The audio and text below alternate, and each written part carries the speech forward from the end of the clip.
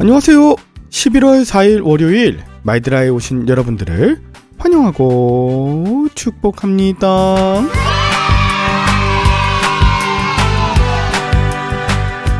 오늘은 11월 첫 번째 월요일입니다.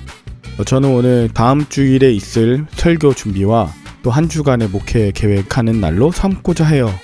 동시에 어제 재직회에서 통과되신 우리 부목사님의 사택을 구하는 일로 오늘도 이래저래 다닐 것 같습니다. 하나님이 예비하신 귀한 곳을 주시리라 믿고 한 주간도 최선을 다해 다녀보려고 합니다. 여러분들의 한 주간에 수많은 일들이 있을 줄로 아는데요. 그 모든 일들 가운데 보이지 않는 하나님의 도우심과 인도하심이 충만한 복된 한 주 되시길 바라는 마음 담아 오늘의 마이드라를 힘차게 시작해 보도록 하겠습니다. 자, 출발!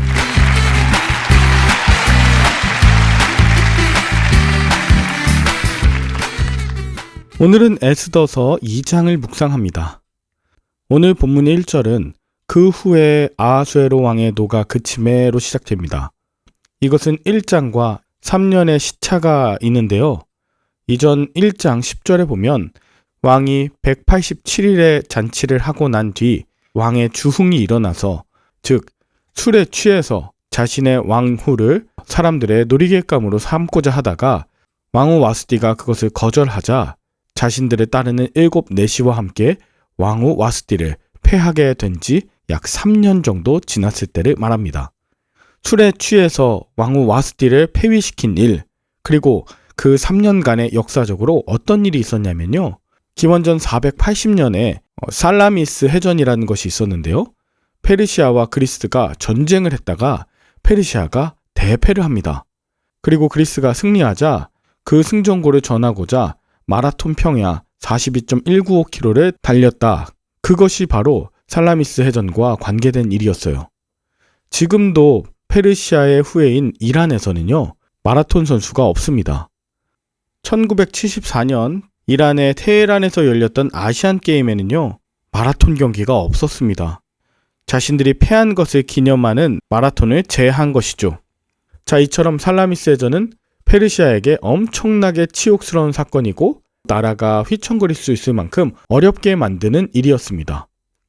자, 이런 일이 있자 아하수에로 왕의 노는 그칠 수밖에 없었고 생각을 해보게 되었겠죠. 그리고 1절에 와스디와 그가 행한 일과 그에 대하여 내린 조서에 대해서 생각합니다.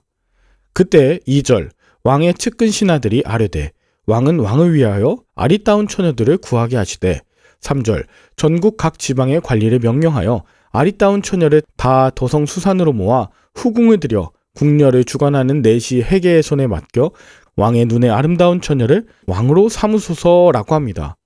자, 이 왕의 측근 신하들은요, 모든 어려운 일이 발생한 것에 대해서 자신들이 책임을 져야 할 것 같자 전국 각 지방에서 아리따운 처녀를 데려와 왕으로 삼으라고 제안하는 것입니다. 사실 이건 말이 되지 않아요. 역사적으로 왕후가 될 만한 사람들은 굵직굵직한 사람의 가문들에서 뽑아야 되는 것 아닙니까?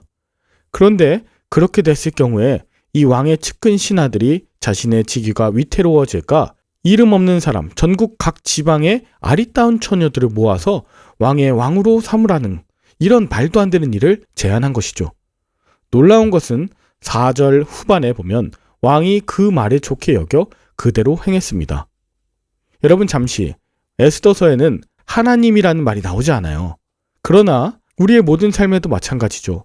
하나님이라는 이름이 나오지 않는 어렵고 어두운 시절을 지날 수 있습니다. 기억해야 할 것은 하나님이 계시지 않거나 역사하시지 않는 것이 아니다. 보이지 않는 하나님의 역사하심이 이스라엘과 저와 여러분들을 인도하고 계신다는 것을 잊지 말아야 하는 것이죠. 그렇기 때문에 5절부터 도성 수산에 한 유다인이 있는데 이름은 모르드게라고 하면서 전에 느부갓네살 왕에게 의해서 바벨론으로 포로로 잡혀갈 때 사로잡혀갔었던 사람입니다. 굉장히 나이가 많았고 포로로 끌려왔던 자이죠. 그의 삼촌의 딸 하닷사 곧 에스더는 부모가 없었으나 용모가 곱고 아리따운 처녀라. 그의 부모가 죽은 후에 모르드게가 자기 딸같이 양육했다 합니다. 자, 에스더는 부모도 없어요. 또 포로의 후예예요. 그는 가문도 없어요. 그런데 왕의 측근 신하들, 즉 아첨하는 자들을 통해서 오히려 왕으로 뽑히게 되는 그런 일들이 생기게 되는 것이죠.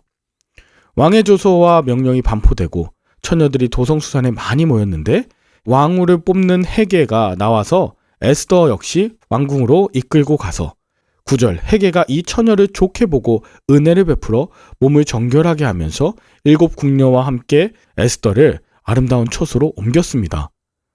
헤게가 이 일을 좋게 보고 은혜를 베푼 것 같지만 그 뒤에 보이지 않는 하나님의 은혜가 모르드게를 통해서 에스더에게 전해지고 있는 것이죠. 다만 10절 에스더가 자기의 민족과 종족을 말하지 않게 합니다. 모르드게는 에스더가 자기의 민족과 종족을 말하지 않게 합니다. 자, 그렇게 왕에게 나아갔던 에스더는 왕에게 나아갈 규례에 따라 향품과 몸을 정결하게 하는 기한을 마칩니다. 1년이죠. 그리고 13절 처녀가 왕에게 나아갈 때는 그가 구하는 것을 다 주어 후궁에서 왕궁으로 가지고 가게 하고 14절 저녁이면 갔다가 아침에는 둘째 후궁으로 돌아왔지만 왕이 부를 때까지는 다시 왕에게 나아가지 못했습니다. 그럼에도 불구하고 15절 에스더는 모든 보는 자에게 사랑을 받았고 또 16절 아하수에로 왕의 제7년 10월이 되자 마침내 에스더는 왕 앞에 나아가게 됩니다. 놀라운 건 17절 왕이 모든 여자보다 에스더를 더 사랑하므로 모든 처녀보다 왕 앞에 더 은총을 얻었습니다. 그리고 왕은 에스더의 머리에 관을 씌우고 와스티 대신에 왕으로 삼고 에스더를 위해서 모든 지방관과 신하들에게 잔치를 베풀며 각 지방의 세금을 면제하고 왕의 이름으로 큰 상을 주었습니다.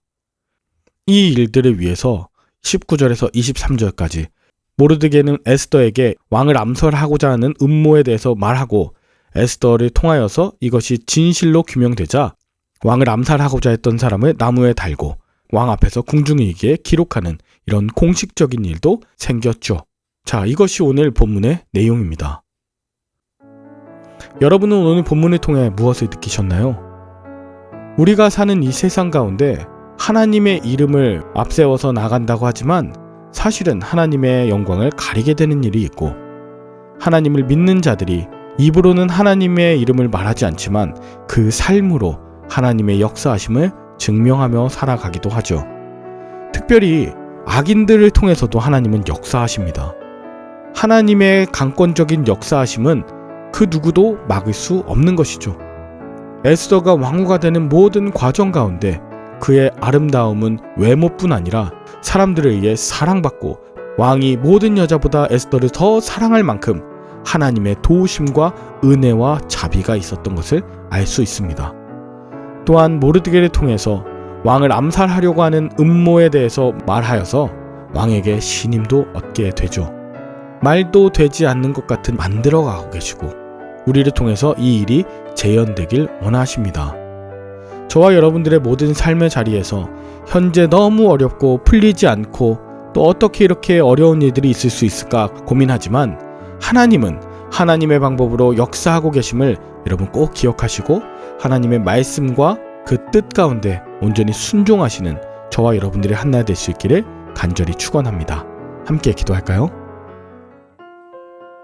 하나님 아버지, 에스더가 왕후가 되는 모든 과정들을 하나님께서 주관하시고 역사하셨음을 고백합니다. 지금 우리가 하나님의 자녀가 되고 존귀한 역할을 감당할 수 있는 것 또한 하나님의 은혜인 줄 믿습니다. 세상의 여러 가지 방법과 사람들의 지혜는 하나님의 말씀 앞에서 아무것도 아닌 수단이 됨을 잊지 않게 하옵소서. 겉의 외모뿐만 아니라 마음의 진정 아름다운 하나님을 모신 우리 모든 말들아 식구 되도록 주님 도우시고 역사하여 주시옵소서. 오늘도 있어진 모든 일들 가운데 하나님이 일하실 것을 기대하며 예수 그리스도의 이름으로 기도 올리옵나이다. 아멘. 오늘도 좋은 하루 되시길 바라며 저는 내일 다시 찾아뵙도록 하겠습니다. 샬롬.